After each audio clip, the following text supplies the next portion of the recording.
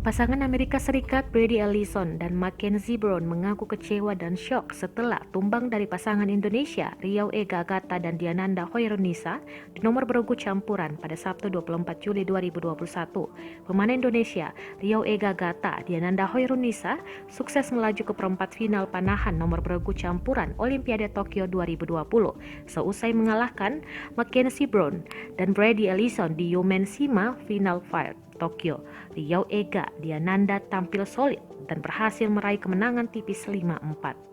Riau Ega Diananda sempat unggul 4-0 terlebih dahulu sebelum pasangan Amerika Serikat yang juga unggul kedua di Olimpiade Tokyo 2020 ini menyamakan kedudukan menjadi 4-4. Partai harus diselesaikan oleh shoot off, semacam babak adu penalti di mana Riau Ega dan Diananda sukses mencatatkan skor 20, sementara lawannya hanya mengumpulkan 18. Seusai laga, pasangan Amerika Serikat tersebut sok karena kalah dari jagoan Indonesia tersebut. Jujur saja saya sok. Saya benar-benar yakin kami bisa memenangkan medali hari ini, tutur pemanah nomor 1 dunia, Brady Ellison, seperti dikutip dari channel News Asia.